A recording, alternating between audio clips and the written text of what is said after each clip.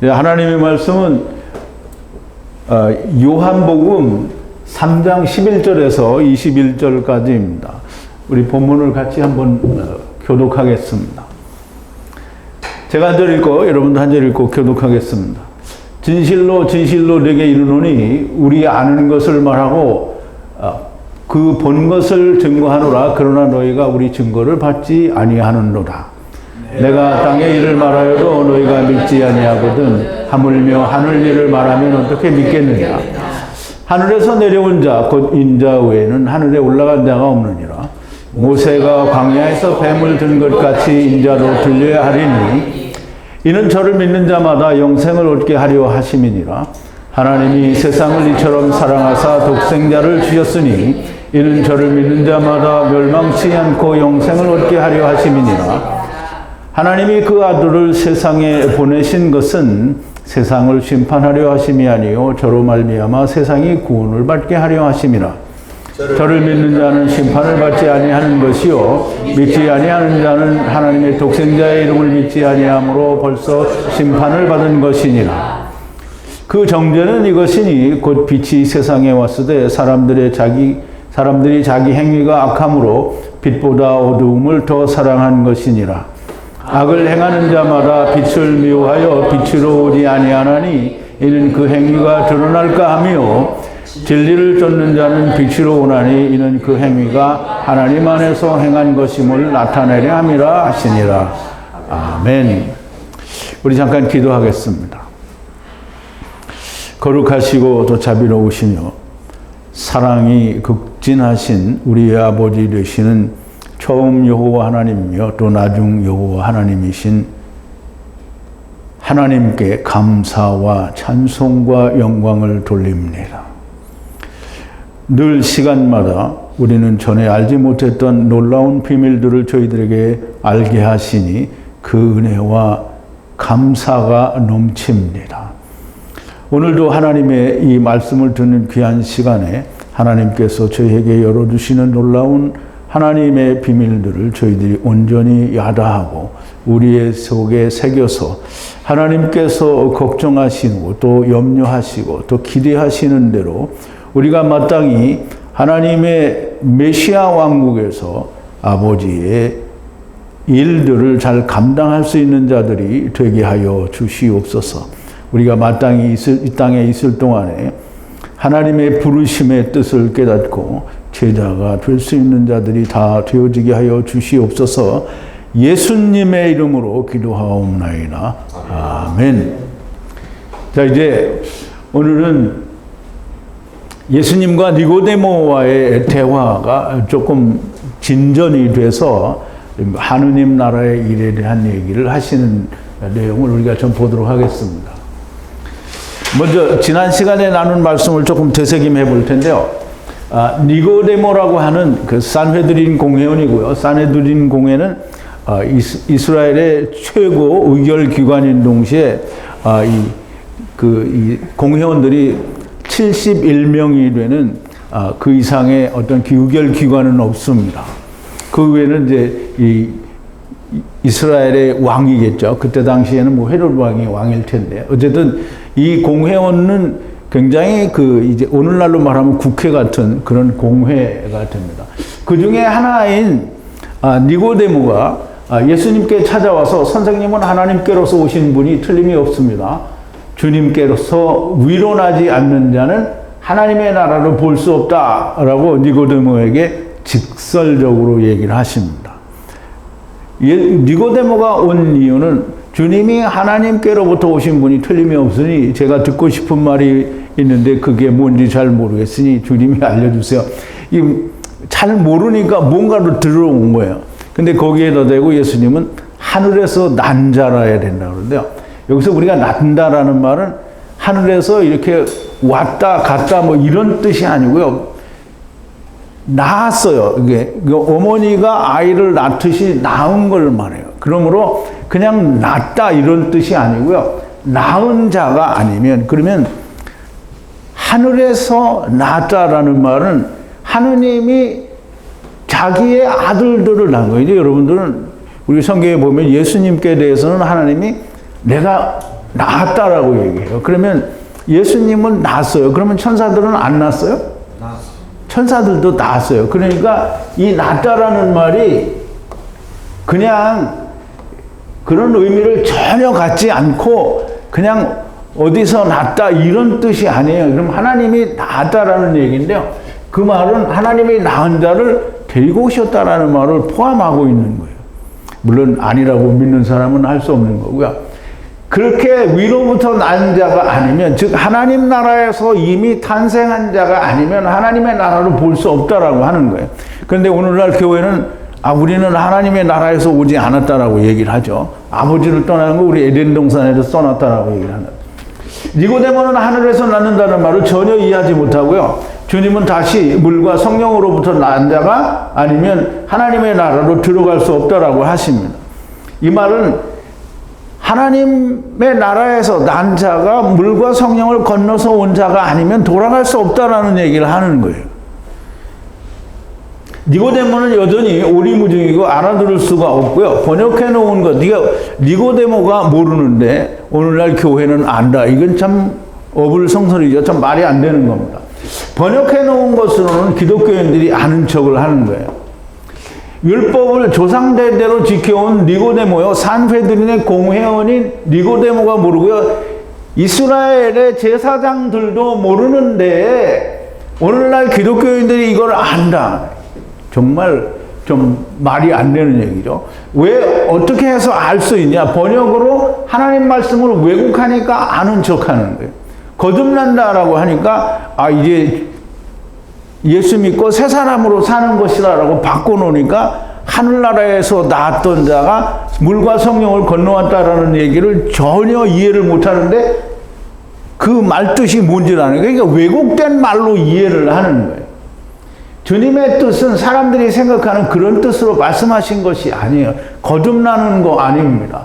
하나님의 나라에서 나온 자가 아니면 하나님의 나라를 볼 수가 없고, 아는 자는 볼 수가 있고, 보는 자는 물과 성령을 넘어 요단강을 건너 하나님의 나라로 들어갈 수 있다는 거예요. 왜? 그렇게 왔으니까.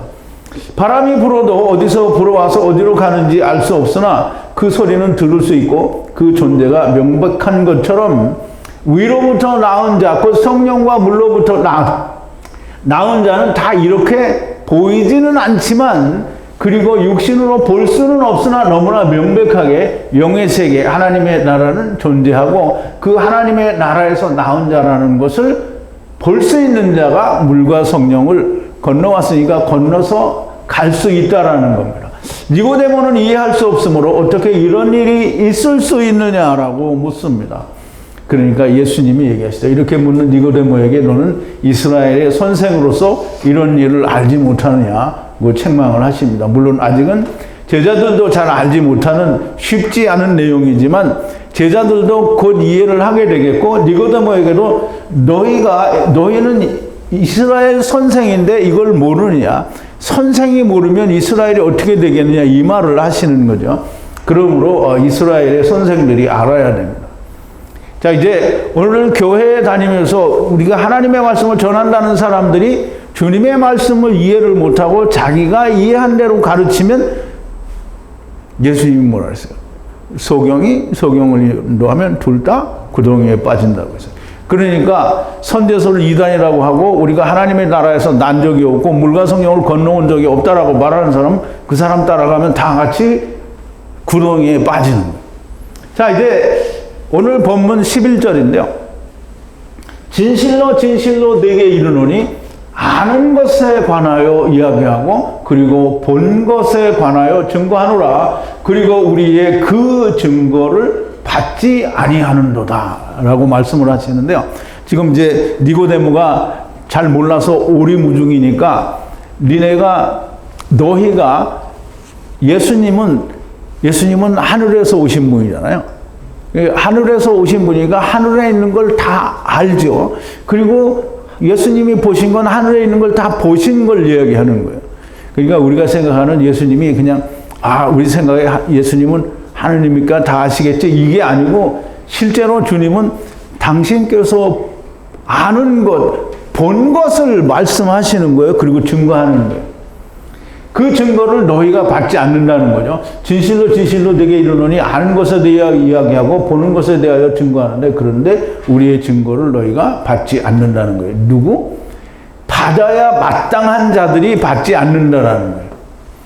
주님이 아는 것이 무엇인가? 하늘에서 오신 예수님은 하늘에 관한 모든 것을 다 알아요. 주님이 보시는 것은 무엇인가? 하늘에서 보신 모든 거예요. 이제 우리는 그냥 주님이 아는 것, 주님이 보신 것. 이건 주님이 이야기했을 때 당신이 하늘나라에서 다 보고 또 아는 모든, 하늘나라에서 아는 거는 뭐 100% 모든 걸 다 아는 걸 말을 하는 거예요. 그냥 어떤 걸 이렇게 보고 아는 게 아닙니다.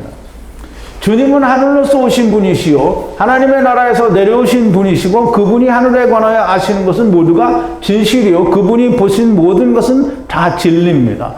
하나님이신 독생하신 하나님이 나타나신 그분이 말씀하시고 증거하시고 또 전능하신 하나님께서 친히 하늘로부터 증거하셨는데 이스라엘이 믿지 않아요. 하나님이 언제 증거하셨냐면 마태복음 13장에 보면 이제 예수님이 침례 요한에게 침례를 받으러 오시죠.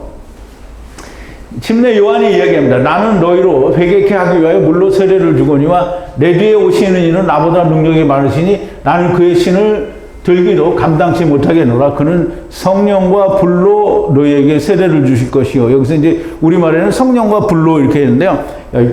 여기는 그냥 거룩한 성령으로 이제 세례를 준다 그랬어요.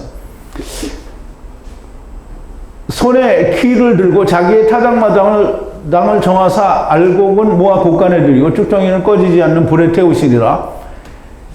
이때 예수께서 갈릴리로 요단강에 이르러 요한에게 세례를 받으려 하시는데 요한이 말려 가로되 내가 당신에게 세례를 받아야 할 터인데 당신이 내게로 오시나이까. 예수께서 대답하여 가라사대 이제 허락하라. 우리가 이와 같이 하여 모든 의를 이루는 것이 합당하니라 하시는데 이에 요한이 허락하는지라. 예수께서 세례를 받으시고 곧 물에서 올라오실 때 하늘이 열리고 하나님의 성령이 비둘기같이 내려 자기 위에 임하심을 보시더니 하늘로서 소리가 있어 말씀하시되 이는 내 사랑하는 아들이요 내 기뻐하는 자라. 하늘에서 증거했어요. 물론 그 당시에 있던 군중들은 이게 무슨 소리인지 몰랐을 수도 있지만 하나님이 위에서 소리를 내신 건 이스라엘이 시내산에서 하나님이 나타나셨을 때 그 소리를 듣고 무서워서 벌벌 떨던 것과 똑같은 거예요. 그러니까 틀림없이 하나님이 증거하신 증거를 알아야만 됩니다. 그런데 모르죠. 증거를 받지 않아요. 만약 그 땅 위를 내게 말해도 그리고 믿지 않는데 만약 내게 그 하늘을 말하면 어떻게 믿겠느냐. 이 말이 어떻게 보면 좀 쉽게 이해가 안 될 수도 있는 말인데요. 설명을 이게 땅 걸 우리가 얘기했는데 이스라엘이 믿지 않아요. 근데 땅에서 하나님이 말씀하시고 모든 기적을 보여주셨잖아요. 그때 보여줄 때마다 믿었어요. 그런데 이스라엘이 믿지 않는다라고 말씀을 하시잖아요. 근데 그 믿지 않는 게 뭐냐면 그 땅 위를 내게 말해도 그리고 믿지 않는데 예수님께서 하늘에서 오신 분이라는 표적을 수도 없이 보이셔도 이스라엘이 믿지 않는다. 믿지 않아요. 주님의 하나님의 보내신 자라 수없이 표적으로 증거하셨는데 믿지 않아요. 그러면 이제 보세요. 이스라엘이 그 출애굽 때로 나올 때 모세가 기적을 보여주니까 믿는데 남아가지고는 또 안 믿죠. 자, 이제 이스라엘에 믿지 않는다고 했는데요.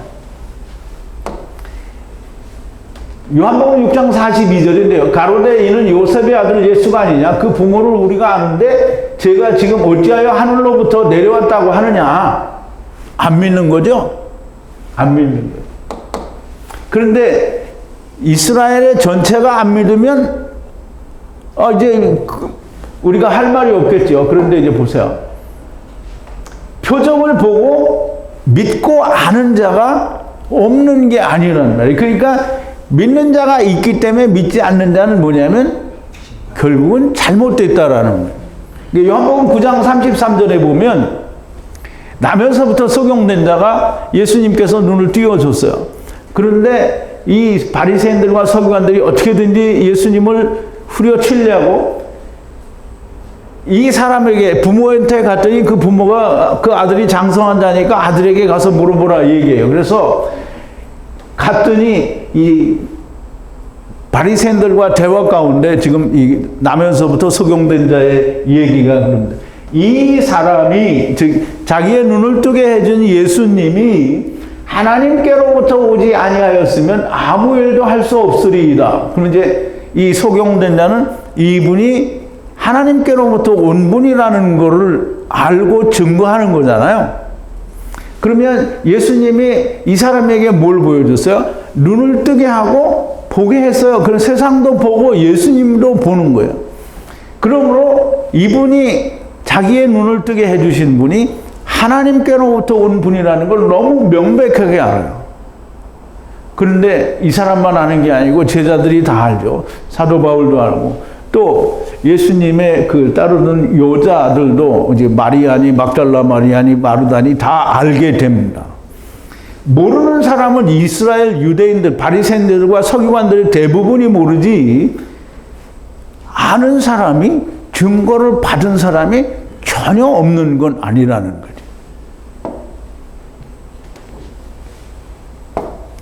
자, 이제 주님이 보여주신 것은 100% 표적입니다. 그런데 이 표적을 보고 주님을 보지 못해요. 그럼 이제 예수님이 이 표적을 보고 주님을 찾아온 이 사람들에게 너희는 표적을 보고 나를 찾은 게 아니다라는 얘기를 하시는데요. 이제 우리가 전에도 공부를 했지만 오병이어에 대해서 공부할 때 예수님이 이제 다른 거를 할 때요. 이쪽에서 이쪽으로 건너가지고 게네사렛을 건너서 가버나움에 가서 이제 가르치는 건데요. 이 오병이어의 기적을 통해서 이 사람들이 예수님을 잡아서 억지로 자기 임금을 삼으려고 하니까 예수님이 자리를 피했어요. 그래서 이게 어디로 피해서 숨었단 말이죠. 근데 이제 산에 올라가죠. 이제 산에 올라가서 기도를 하다가 제자들을 먼저 보내고 그리고 예수님이 나중에 따라가요. 근데 이제 무슨 그 기적은 나중에 벌써 이제 얘기를 했으니까 지금 예수님을 디베라에서 온 배를 기다렸다가 타고 예수님이 있는 가버나움으로 지금 찾아갔어요.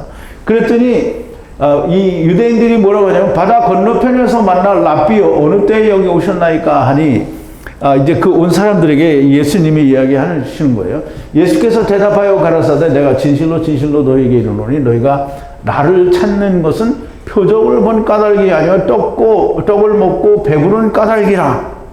그러니까 예수님이 너무 정확하게 이야기를 하시는 거죠. 먹고 배부른 이게 오병이어를 통해서 먹고 배부르니까 왕을 삼으려고 하는 거잖아요. 그런데 예수님이 보여주신 표적은 내가 하늘로부터 너에게 떡을 주기 위해서 왔다라고 하는 걸 보여주시는 건데 그거는 전혀 상관하지 않고 먹고 배부른 까닭에 나를 찾았다라는 거예요. 그러므로 주님을 찾아온 것은 하나님께로부터 보냄을 받았다라고 하는 니고데모 같이 그렇게 찾아온 게 아니고 이 사람들은 다 먹고 배부른 까닭에 찾았다는 거예요. 그러니까 표적을 보고 주님을 찾은 게 아니라는 거예요.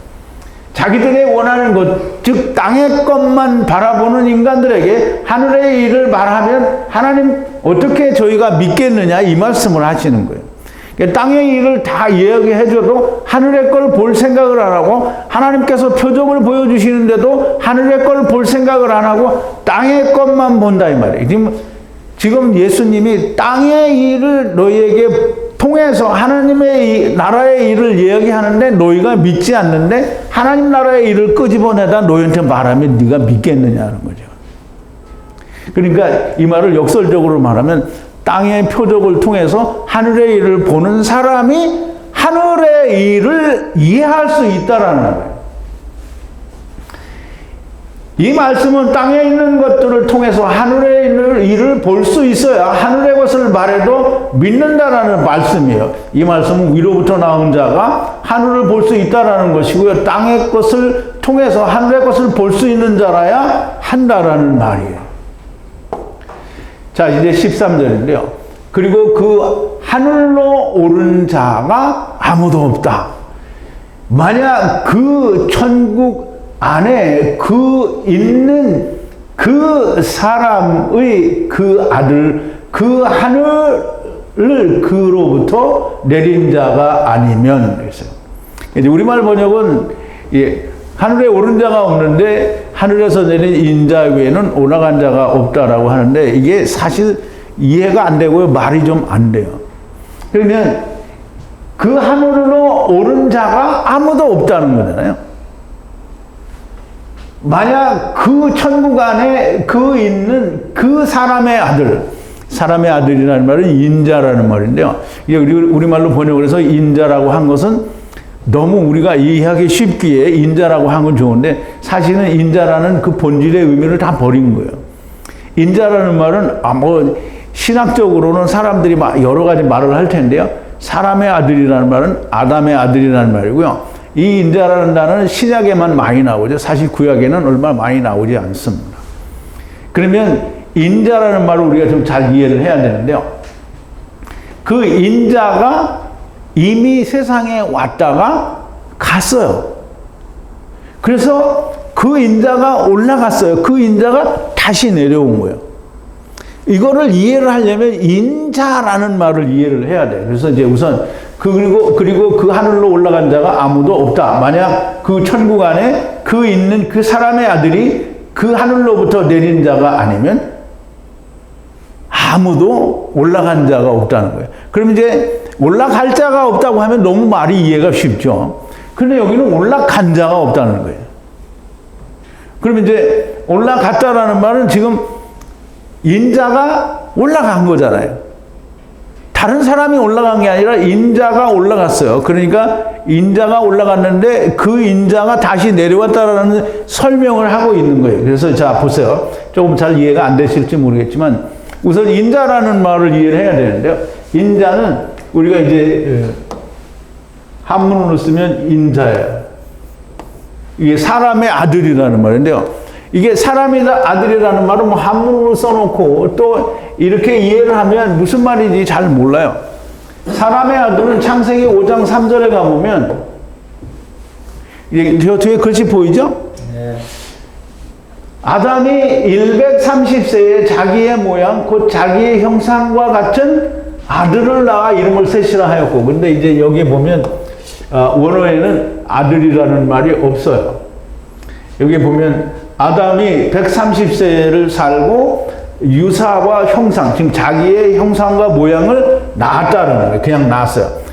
그리고 그 이제 뒤에 빠졌는데 낳고 그 이름을 셋이라 불렀다 이렇게 되어 있어요.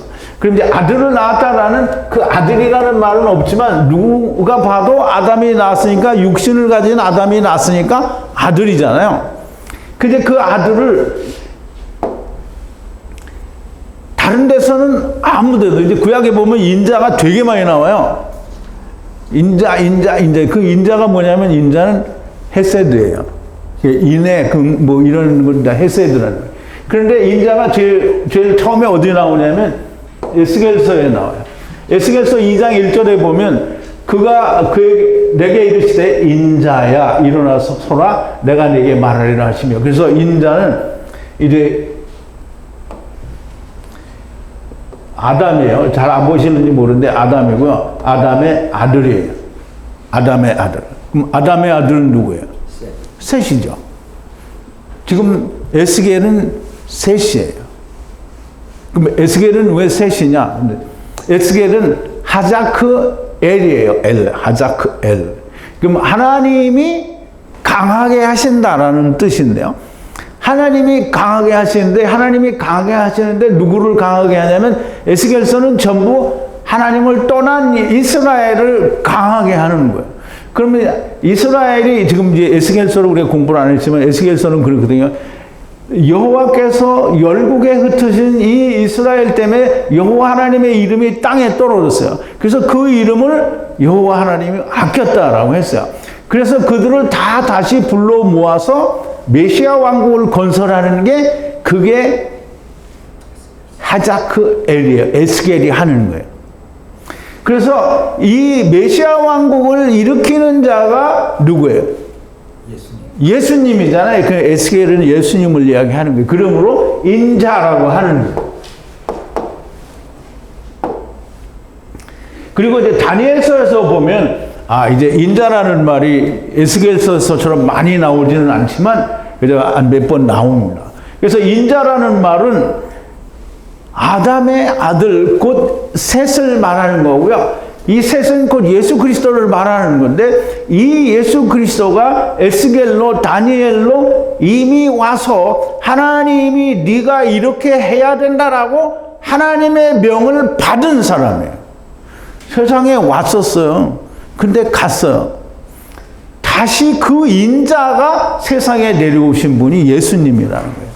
그러니까 예수님이 메시아 왕국을 건설하는 건 에스겔서에서도 너무나 명백하게 드러나는 거예요. 다니엘서에서도 마찬가지고요. 인자는 이미 구약에서 아담의 아들로 오셔서 종말에 관한 많은 말씀을 들으셨고 그거를 기록을 하셨어요. 이미 오셨었던 그 인자가 마지막 때에 다시 오신 것이라는 얘기를 하는 게 지금 이제 요한복음에서 예수님이 하늘에 올라간 자가 없다는 거예요. 누구 이외에는? 지금 하늘에 있다가 내려온 나 외에는 올라간 자가 없다는 거예요. 그러니까 이미 올라간 자가 있는데 이제 이 앞으로는 너희가 나와 다 함께 올라간다는 거예요. 구약에서는 예수 그리스도, 즉 멀리서 보는 믿음으로 올라갔는데 이젠 예수 안에서 올라간다는 거예요. 자, 이제 그렇게 오셨었다가 올라가신 이 인자가 다시 내려오셨으니 그 인자를 통해서만 하늘로 올라갈 수가 있다라는 말씀인 것으로 우리가 이해를 합니다. 쉽지 않은 말씀인데요. 에스겔서나 다니엘서를 통해서 더 많은 깊은 이해가 있게 되기를 바라고요. 물론 이제 그 이전에도 우리가 말씀이 깊어지면 점점 더 깊이 알게 되리라고 생각이 됩니다. 자, 이제 14절인데요. 그리고 모세가 그 광야 안에서 그 뱀을 높인 것과 같이 그 사람의 그 아들도 그렇게 높이어야 한다라는데요. 이제 우리는 아직은 민수기에서 그 이제 놋뱀이 높이 들린 거를 우리 공부를 아직 안 했어요. 그런데 우리가 이제 대개는 다 알잖아요. 광야에서 이 이스라엘이 그 광야 생활을 불평하다가 하나님께서 그들에게 불뱀을 보냈어요. 그럼 하나님이 이 징계를 할 때에도 꼭 보여주시기를 원하는 그 이유가 있는 걸 보내는 거예요. 그 이제 징계를 하실 때에도 다 징계다운 징계를 하시고 또 이번에도 불평을 하니까 뭘 주는 거냐면 불뱀을 보내요. 불이라는 거는 이제 우리가 불은 너무나 명백하게 성령을 말하고요. 뱀은 그냥 뱀은 마귀다 이렇게 얘기를 하는데요. 뱀은 뭐냐면 율법이에요. 왜? 뱀에 의해서 우리가 먹은 게 선악을 알게 하는 나무잖아요. 선악을 알게 하는 나무 자체가 사실상 율법이거든요. 그러면 성령에 감동하신 율법이에요. 그러면 성령에 감동하신 율법에 물리면 죽는 거예요. 근데 살아서 그게 내 거가 되면 괜찮은데 불평하다가 죽은 거잖아요. 그러니까 이거는 죽은 거예요. 자, 이제 민수기 21장 4절부터 9절에 보면, 자, 백성이 호르산에서 진행하여 홍해 길로 쫓아 에돔 땅을 둘러 행하려 하였다가 길로 인하여 백성의 마음이 상하니라.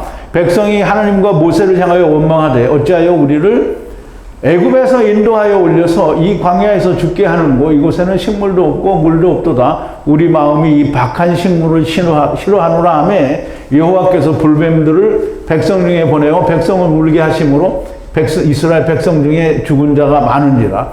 백성이 모세에게 이르러 가로되 우리가 여호와와 당신을 향하여 원망함으로 범죄하였사오니 여호와께 기도하여 이 뱀들을 우리에게서 떠나가게 하소서. 모세가 백성을 위하여 기도하며 여호와께서 모세에게 이르시되 불뱀을 만들어 장대 위에 달라 물린 자마다 그것을 보면 살리라. 모세가 놋뱀을 만들어 장대 위에 다니 뱀에게 물린 자마다 놋뱀을 쳐다본 즉 살더라 그랬어요.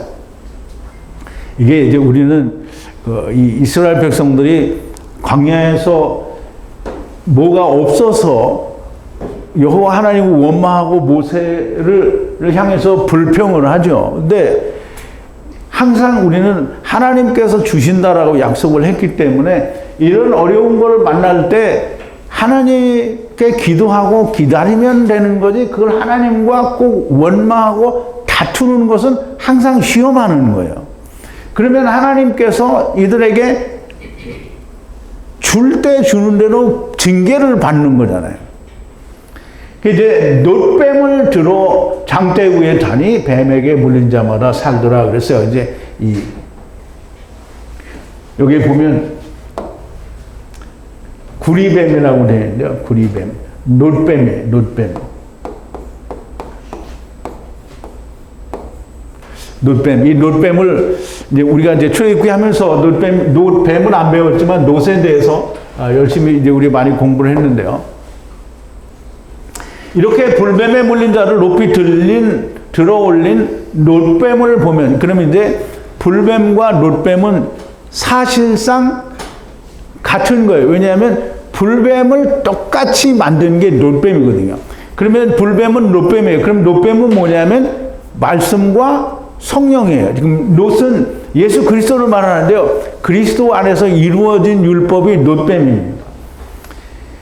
인자도 이렇게 높이 들려야 한다. 이제 높이 들려야 한다라는 말은 죽어야 한다라는 말이고요. 죽어야 한다라는 말에는 예수님은 죽으면 어떻게 돼요? 들림을 받게 되죠. 올라가게 돼 있어요.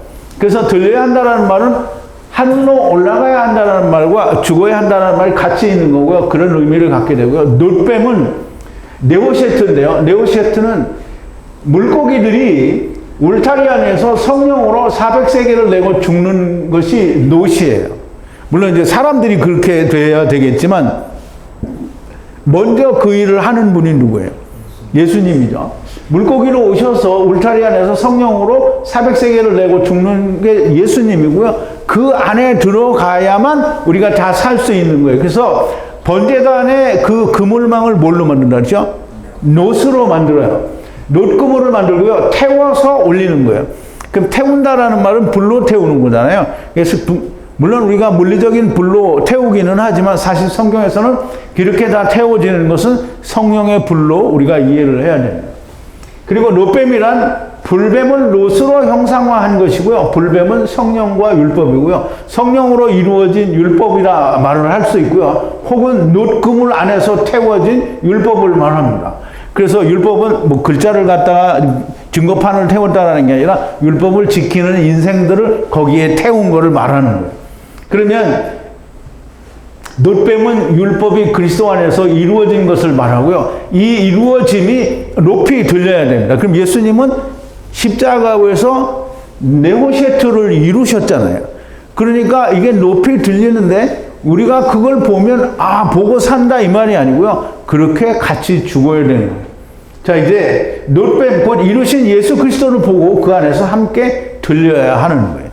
그냥 우리가 이렇게 보고 이렇게 물론 이제 구약에서는 그게 보면 살았어요. 그런데 실질적으로 보면서 하는 게 아니고 그와 같이 모두가 그 믿음으로 멸망치 않고 그러나 영생을 가지게 하려 함이라 그랬어요. 이게 이제 우리가 이제 우리말로 번역을 하면 그냥 그걸 우리가 봄으로 말미암아 다 구원을 얻는다 이렇게 되는데요. 그와 같이 모두가 그의 그 믿음으로, 그러면 이제 놋뱀이 들어 올려진 거는 놋뱀이잖아요. 그럼 불뱀이 들어 올려진 거는 사실상 우리가 놋뱀을 물리적으로 보면 그 내용을 볼 수 없지만 놋이라는 말에는 이미 예수 그리스도가 십자가에서 죽으실 거를 이미 그 안에 들어 있으니까 사실상 예수님은 그렇게 죽은 것과 같고요. 그거를 보여주신 거잖아요. 그럼 그림자에는 이게 실제로 죽은 게 없으니까 이게 놋이라는 단어에는 분명히 죽었다라는 뜻이 있어요. 그런데 그걸 우리가 보기만 하고 그냥 믿었다 이 말은 말이 안 되는 거예요.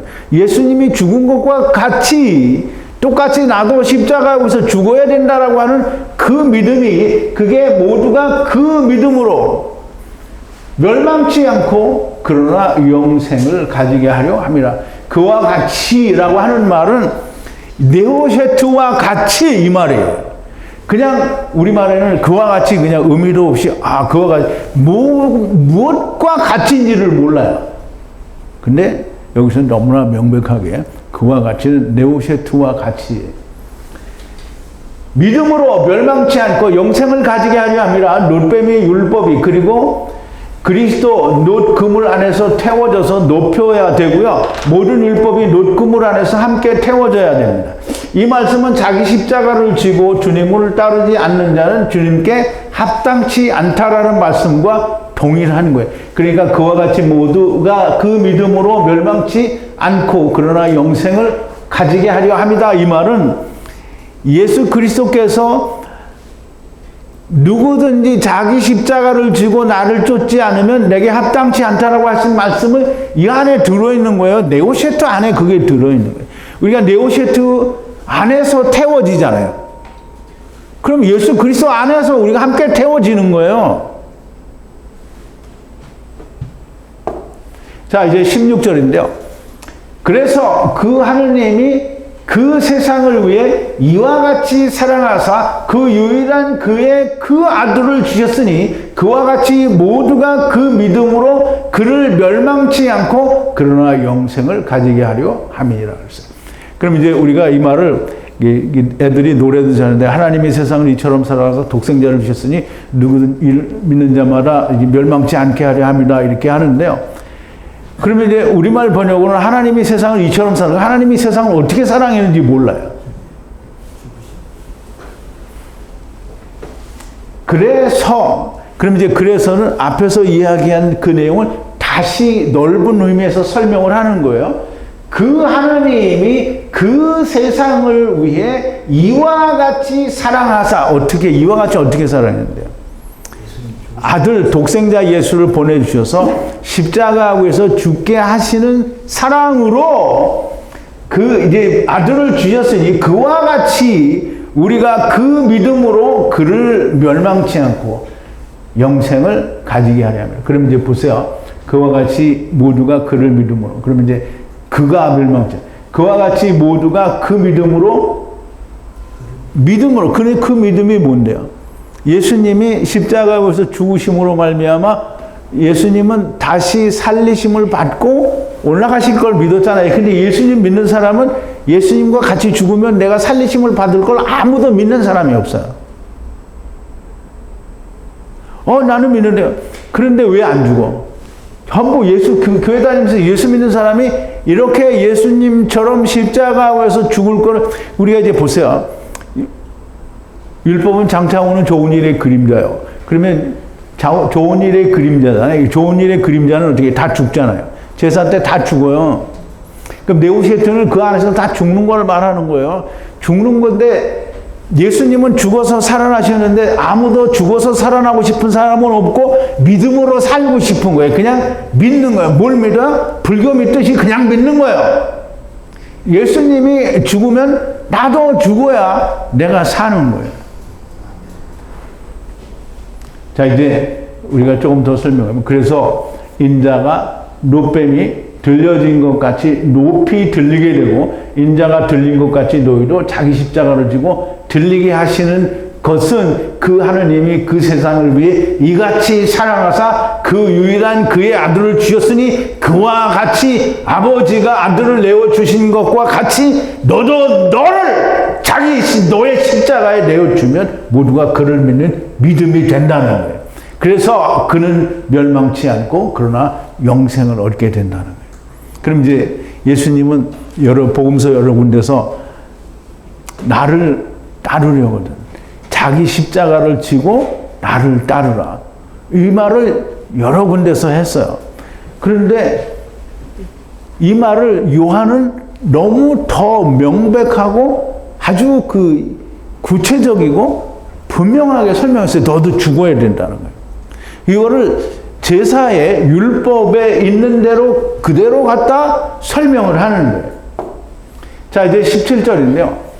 그 하느님이 그 아들을 그 세상으로 보내신 것은 그와 같이 그 세상을 심판하기 위해서가 아니요. 그러나 그와 같이 그에 의해서 그 세상을 구원하려 함이라 그랬어요.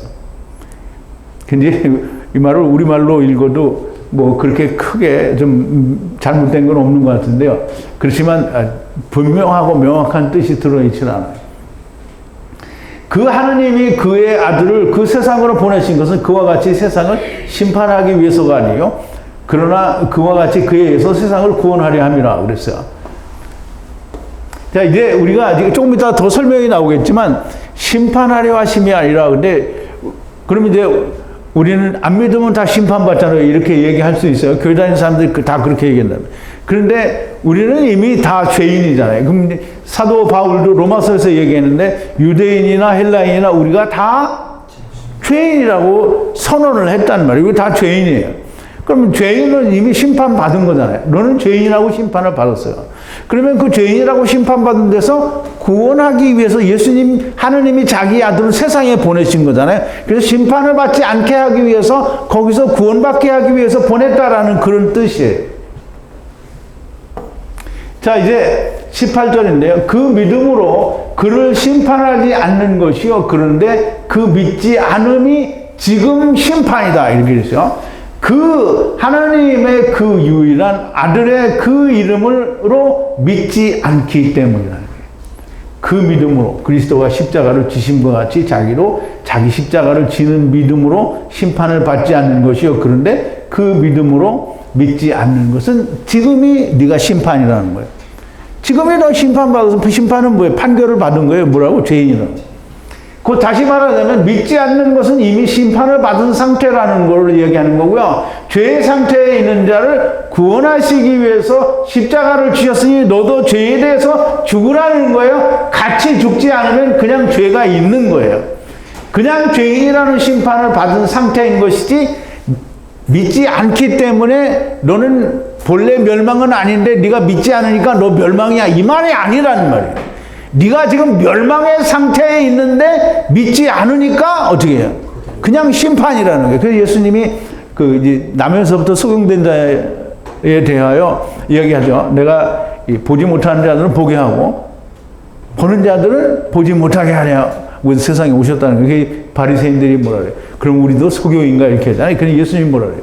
너희가 본다고 하니 그저 너희 죄가 있다는 거예요. 그러면 이제 자기가 죄인인 걸 볼 수 없으니까 그럼 너는 그냥 죄인이야 라고 하는 거예요. 본다고 하는데 죄인인 것을 보지 못하잖아요. 자, 이제 왜 그냥 그런 상태냐? 유일한 구원의 길인 예수님과 함께 죽지 못했다라는 말은 왜 죽지 못했냐? 그럼 이제 보세요. 우리가 여러분들이 교회 다닐 때 교회에서 가르쳐 준 게 뭐예요? 다 예수님처럼 우리가 우리에게 세상에서 주는 고난을 잘 이겨내야 된다. 그럼 예수님이 당하신 고난을 이겨내야 되는데 예수님의 시험을 한 가지도 이겨내지 않죠, 사람들이. 예수님이 십자가의 고난을 지셨는데 아무도 예수님이 지신 십자가의 고난을 같이 지려고 하는 사람이 없어요. 왜? 그냥 믿으면 되는데 왜 그거 하냐 이거죠. 그러니까 이제 보세요. 예수님과 함께 죽지 않는 것은 믿음이 없는 거예요. 그 유일한 아들의 그 이름을 믿지 않기 때문이에요. 아들을 믿는다라는 말은 아버지의 뜻대로 하는 건데 아버지의 뜻이 뭐냐? 이제 아버지의 뜻은 제가 수도 없이 얘기를 했는데요. 나를 보내신 이의 뜻을 행하려 함이라. 나를 보내신 이의 뜻은 내게 주신 자 중에 하나도 내가 잃어버리지 아니하고 마지막 날에 다시 살리는 이것이니라. 내 아버지의 뜻은 아들을 보고 믿는 자마다 영생을 얻는 이것이니 마지막 날에 내가 이를 다시 살리리라 하시니라. 예수님이 요한복음 6장에서 물론 이제 앞으로도 나오죠. 6장에서. 근데 예수님이 나를 하나님께서 보내셔서 뜻을 이루시려고 하는 아버지의 뜻은 뭐냐면 아들을 보고 믿는 자마다 영생을 얻는 건데요. 아들을 보고 믿는 게 교회에서 말하는 믿음이 아니고요. 예수 그리스도께서 죽으신 것처럼 나도 내 십자가를 지고 같이 죽는 걸 말하는 거예요. 자, 이제 이게 아버지의 뜻대로 하는 건데 그 아버지의 뜻대로 하지 않은 게 뭐냐? 이제 마태복음 7장 21절부터 23절인데요. 나더러 주여 주여 하는 자마다 다 천국에 들어갈 것이 아니요 다만 하늘에 계신 내 아버지의 뜻대로 행하는 자라 들어가리라. 그러면 이제 여기에 보면 23절에는 보면 내가 그들에게 이르니 나는 너희를 도무지 알지 못한다고 했잖아요. 이 도무지 알지 못한다는 말은 아버지의 뜻대로 안 했다는 거예요. 즉 다시 말해서 아버지의 뜻대로 하지 않았다라는 말은 우리가 지난번에도 공부를 했는데 사람 앞에서 주님을 어떻게 부인했다는 거예요. 그래 부인하는 게 뭐냐? 아 나는 부인한 적이 없다. 나는 교회도 열심히 다니고 뭐 부인한 게 수도 없이 많죠. 성전 다 이루어졌는데 성전 짓죠. 안식일 다 지나갔는데 안식일 지키죠. 아 안식일 안 지키는데 주일로 지키는. 그럼 왜 바꿔서 그걸 지키냐고 똑같은 거죠. 그리고 성전 건축 디리디리 해야 되죠. 그리고 11조 디리디리 해야 되고 이거 다 하는 거잖아요. 그럼 예수님 부인하는 게 보통 한두 개가 아니에요. 율법을 지키는 자체가 예수님을 부인하는 거예요. 그러면 예수님을 믿는다 하면서 예수님을 부인하는 자들인 거예요. 그게 유대인들도 똑같고요. 오늘날 교회도 똑같습니다. 자, 이제 19절인데요. 그런데 그 심판은 이것이니 그 빛이 그 세상에로 왔음에도 그리고 그 사람이 그 빛보다 그 어두움을 더 사랑합니다. 그들의 그 행위가 악하기 때문이다. 이게 이제 우리말로 번역을 이렇게 그냥 된 거로 읽으면요. 이게 무슨 말인지 잘 몰라요. 그런데 이제 저 설명을 들어보세요. 그런데 심판은 이것이다. 그 빛이 그 세상에 왔음에도 그 사람이 그 빛보다 어두움을 더 사랑합니다. 그들의 그 행위가 악하기 때문이다. 악하다라는 말은 포네로스라는 말인데요. 라예요, 라. 이제 그 헬라어로는 포네로스고요. 히브리어로는 라인데요. 하느님을 떠난 상태가 악한 거예요. 그럼 이제 이 사람들 우리가 이렇게 생각할 때 유대인들이 그들의 행위가 악하다 이렇게 얘기하니까 막 그러니까 유대인들이 어디 가서 막 다른 나라를 침략해서 뭐 식민지를 삼고 뭐 이렇게 하고 했어요? 아니면 무슨 다른 나라 사람들에 가서 다 노력질을 하고 막 강도질을 하고 살인을 일삼고 막 이렇게 했어요? 안 했어요? 물론 이제 가나안에 들어갈 때는 좀 그런 게 있었지만 이스라엘은 1500년 동안 하나님의 말씀을 열심히 지킨 사람들이에요. 우리가 생각하는 그런 악을 저지르지 않았어요. 어둠을 더 좋아한다? 이 말은 내가 하는 것, 내가 이루는 것을 더 좋아한다는 거예요. 그러니까 이제 보세요. 유대인들이 예수님이 오셨을 때 예수님께 나와서 자꾸 뭐 한 거예요? 이렇게 내가 율법을 잘 지켰습니다. 내가 이렇게 했습니다. 그럼 자꾸 자기가 한 걸 내놓는 거잖아요. 근데 그걸 내놓을 때마다 예수님이 뭐라 했어요? 그거 아니야, 그거 아니야, 그거 아니야. 이 말은 자기가 하는 것을 선호하는 거예요. 그걸 더 좋아하는 거예요. 그게 뭐냐면 아버지를 떠난 상태를 유지하는 거예요. 그게 악한 거예요. 그게. 그러면 이제 선과 악을 우리가 판단할 때 사람들은 막 세상에서 뭐 마약도 하고 술도 먹고 뭐 동성애를 하고 별 우리가 더럽다고 하는 짓을 하는 거 몸을 팔고 뭐 가서 매움을 하고 돈을 주고 여자를 사거나 또는 뭐 하여간 이런 모든 것들이 악하다고 생각하는데 그것은 하나님을 떠난 자가 사는 세상의 상태의 모습이고요. 실질적으로 근본적인 악이라는 건 뭐냐면 하나님을 떠난 자체가 악이에요. 그러니까 우리가 생각하는 어두움의 세계도 악하지만 하나님의 일을 한다고 율법을 막 100% 잘 지켜서 자기는 온전한 사람이 볼 때에는 정말 깨끗한 삶을 사는 것 같은데 그게 악이라는 거예요. 그래서 유대인들이 지금 악하다라고 하는 말은 자기가 이룬 것을 더 좋아한다라는 말이에요.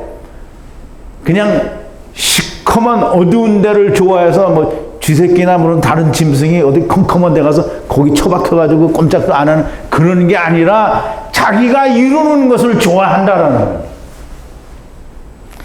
율법으로 곧 선악을 알게 하는 나무로 내가 충분히 할 수 있습니다. 나는 할 수 있습니다. 이거가 악한 거예요. 하나님 앞에 선악을 알게 하는 나무를 쳐먹고 나왔잖아요. 그런데 그거 하겠다는 게 어두움 가운데 있는 거란 말이에요.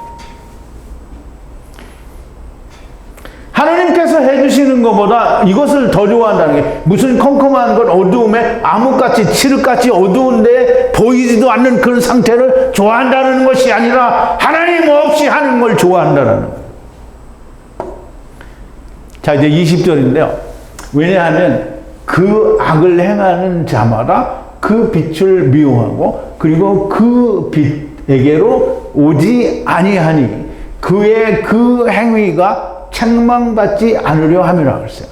그 이제 우리말 번역을 하면 설명을 안 해주면 그냥 막 어둠의 일을 막 말하자면 살인, 강도, 무슨 마약, 성매매 뭐 이런 거 하는 거를 오면은 하나님 앞에 빛 가운데서 그걸 하면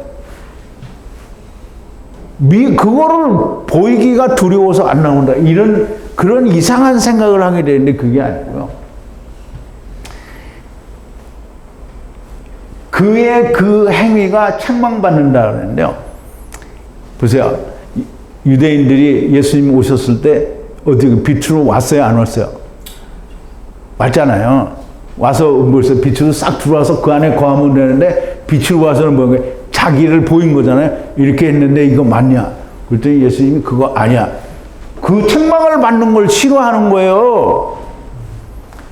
책망받지 않으려 함이라. 보세요. 왜냐하면 그 악을 행하는 자마다 그 빛을 미워하고 그 빛으로 오지 아니하니 그의 행위가 책망을 받지 않으려 함이라. 빛으로 오면 자기의 악한 행위가 드러날까 함이라. 틀린 것, 잘못된 것이 드러나기 때문이에요. 이제 이미 유대인들이 다 해봤잖아요.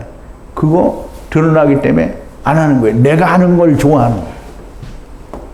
예수님이 오셔서 바리새인들과 서기관들 곧 유대인들에게 책망을 하셔요. 빛이 어두움에 비친 거예요. 빛이 어두움에 선악을 알게 하는 나무를 행하는 율법을 행하는 자들에게 빛이 비쳤어요. 빛이 비쳤으니까 아 이거 틀렸구나 이렇게 해야 되는데 아 무슨 소리야 내가 이거 이렇게 이제까지 했는데 그걸 붙잡고 있는 거예요. 빛이 어둠에 비친 것이고요. 이들이 자기들의 행위 잘못으로 드러났어요. 그런데 자기들의 행위가 드러났잖아요. 빛이 와서 너를 그거 잘못했어. 이렇게 지켜야 되는 거야. 라고 3년 동안 가르쳐 주셨는데 예수님이 알려주시니까 죽여버리잖아요. 주님이 다시 지키라고 하니까 싫은 거예요. 그래서 그냥 그 죄를 어두움에 흑암에 머무는 것이 그게 더 사랑하는 것이고요. 자기들의 방법을 더 사랑하는 거예요. 빛으로 나오는 것마다 책망을 받나니 빛으로 나오는 것마다 책망을 받아요. 그럼 이제 보세요. 빛으로 나오는 예수님이 오셨잖아요. 세상에. 그러면 세상에 오셔서 그 빛으로 나온 자들이 누구예요? 가늠하다 현장에서 잡힌 여자 빛으로 나왔죠. 그 다음에 세리들, 삭개오, 마태, 죄인이라고 불렸던 많은 사람들이 빛으로 왔잖아요. 자기의 잘못이 드러났어요. 그럼 어떻게 해요? 하나님이, 예수님이 품었어요. 그래서 책망을 받는 것마다 빛으로 드러난다고 그랬어요. 에베소서 5장 13절인데요. 빛의 열매는 모든 착함과 의로움과 진실함에 있느니라. 주께 기쁘시게 할 것이 무엇인가 시험하여 보라. 너희는 열매 없는 어둠의 일에 참여하지 말고 도리어 책망하라. 저희의 은밀히 행하는 것들을 말하기도 부끄러웁니다. 이제 보세요. 사람들이 내가 빛이 되려면 내가 아무것도 죄가 없이 깨끗해야 빛이 되는 줄 알고 있어요. 빛이 되는 거는 예수 안에 들어오면 빛이 되는 거예요. 근데 예수 안에 안 들어오고 내가 나를 깨끗하게 하려고. 오늘날도 교회 다니는 사람들이 자기를 깨끗하게 하려고 얼마나 애를 많이 써요. 그래서 어떤 목사는 성화되지 않으면 휴거가 없다 뭐 이렇게 얘기를 했는데요. 그러면 성화를 해서 자기가 휴거될 만큼 깨끗한 인간이 누가 있어요? 그럼 예수님은 뭐 하러 왔어? 정신 나가는 거예요. 보세요. 그러나 책망받는 모든 것이 빛으로 나타나나니 나타나지는 것마다 빛이니라 그랬어요. 그러면 내가 이제 나와서 예수님이 이거 그렇게 하는 게 아니라 틀렸어. 네 알았습니다. 이렇게 해서 그걸 주님이 말씀하신 걸 그대로 수용을 하면 다 빛이에요. 다 빛이라는 거예요. 빛으로 나타나 책망받아서 빛으로 나타나는 것마다 다 빛이라는 말이에요. 그런데 믿지 않는 사람들은 다 자기 행위가 잘못된 것으로 나타나는 것을 매우 싫어해요. 그게 이스라엘이에요. 오늘 교회가 그렇잖아요. 맨날 자기가 하느님은 나를 깨끗하고 하는데 자기는 자기를 깨끗하게 해야 돼, 자기가. 그래서 맨날 회개해야 돼. 근데 그 회개를 막 죽는 날까지 해도 회개가 안 되죠. 자, 그런데 그 진리를 행하는 그는 그 빛에게로 오나니 그와 같이 그의 그 행위가 하느님 안에서 행한 것이기 때문에 나타나려 함이라. 이제 이 말을 그전에 저도 참 오해를 많이 했는데요. 아, 예, 하나님 앞에서는 내가 막 나쁜 짓을 해도 하나님이 그러니까 이제 그거는 괜찮다. 이런 식으로 이해를 했어요. 물론 이제 그것도 틀린 말은 아닌데요. 하느님 안에서 행했다라는 말은 하느님이 이루신 것을 내가 같이 행한 거예요. 내가 그것을 이룬 거예요. 하나님이 하신 걸 내가 그대로 주님을 믿는 것처럼 내가 믿은 거예요. 그래서 내가 한 것은 나는 못하니까 하느님이 하신 걸 내가 믿고 그렇게 예수 그리스도와 더불어 함께 살 줄로 믿고 죽는 거예요. 자기 십자가를 지고 예수님의 가신 그 길을 동일하게 간 걸 말하는 거예요. 그러니까 하느님 안에서 행한 것이기 때문에 그걸 나타내려는 거예요. 내가 무슨 도적질하고 뭐 강도질하고 이런 걸 나타내려는 게 아니고 하느님께서 하신 일을 나도 동일하게 했다라고 그걸 나타내려 하는 거예요.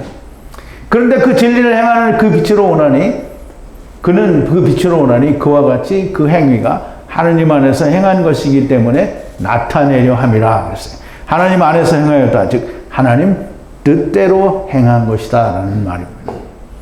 자, 이제 하나님 안에서 행하였다라는 말은 아버지와 아들과 내가 하나가 되었다라는 그런 말이에요. 아들을 보고 믿는 것, 곧 하나님의 뜻대로 행하였다라는 말이고요. 그렇게 되면 이제 하나님의 뜻대로 했다라는 말, 아들을 보고 믿는 것으로, 그러면 아들을 보고 믿는 자는 어떻게 영생을 주님이 다시 살린다고 했잖아요. 그러면 주님이 다시 마지막 날에 살리는 자는 그러면 이제 그건 마지막 날까지 가는 자잖아요. 그런데 우리가 이 땅에 있는 동안에 예수님과 함께 죽으면 우리가 다 둘째 사망을 이 땅에서 이루는 자가 되는 거잖아요. 주님의 뜻대로 행하였다는 말씀이고요. 아버지와 아들과 내가 성령으로 하나가 되었다는 말씀인데요. 우리가 이 말을 이 말은 내가 비옵는 것은 이 사람들만 위함이 아니요 또 저희 말을 인하여 나를 믿는 사람들도 위함이니 아버지께서 내 안에 내가 아버지 안에 있는 것 같이 저희도 다 하나가 되어 우리 안에 있게 하사 세상으로 아버지께서 나를 보내신 것을 믿게 하옵소서. 내게 주신 영광을 내가 저희에게 주었사오니 이는 우리가 하나 된 것 같이 저희도 하나가 되게 하려 함이니이다. 곧 내가 저희 안에 아버지께서 내 안에 저희로 온전함을 이루어 하나가 되게 하려 함은 예수님께서 내 안에 또 아버지께서 예수 안에, 그 예수님은 내 안에 있으니까 아버지와 아들과 내가 하나가 된 걸 말하는 거죠. 그러면 이제 그 하나가 되는 일은 성령님이 함께 하시지 않으면 그런 일은 일어날 수 없는 거죠. 그래서 아버지께서 나를 보내신 것과 또 나를 사랑하신 것 같이 너희도 사랑하신 것을 세상으로 알게 하려 함이로소이다. 아버지여 내게 주신 자도 나 있는 곳에 나와 함께 있어 아버지께서 창세전부터 나를 사랑하심으로 내게 주신 나의 영광을 저희로 보게 하시기를 원하옵나이다. 예수님께서 아버지와 아들과 내가 하나 되는 것을 십자가에 돌아가시기 전에 제자들과 그 제자들로 인하여 믿는 사람들을 위하여 간구하시는 내용인데요. 예수님은 기도를 하셨어요. 그럼 예수님의 기도는 안 이루어질 수가 없고요. 당연히 이루어지니까 하나님께서 그 기도를 들어주셔서 예수님이 십자가에서 돌아가심으로 말미암아 율법은 온전하게 성취가 된 것이고 아버지와 아들과 내가 하나 되는 일을 예수 안에 들어오면 무조건 다 완전하게 이루어지게 되 있는 겁니다.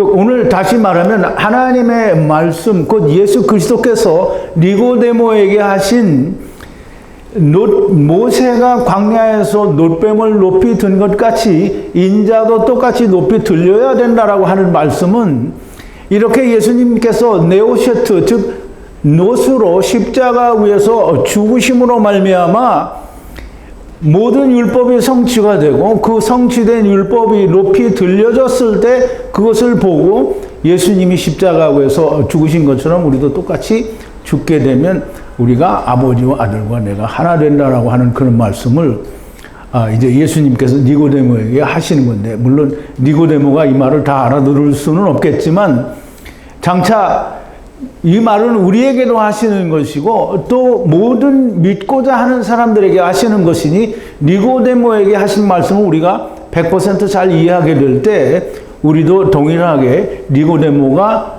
앞으로 이룰 것처럼 우리도 이루게 되는 건데, 물론 우리는 니고데모는 벌써 수천 년 전 사람이니까 그 죽기 전에 이루었는지 그건 알 수 없지만 우리도 똑같이 그렇게 이루게 된다라고 하는 말씀입니다. 그래서 광야에서 모세가 놋뱀을 높이 든 것 같이 인자도 높이 들려야 된다라고 하는 말씀이 여러분의 심령 가운데도 잘 야다가 되기를 바랍니다. 기도하시겠습니다.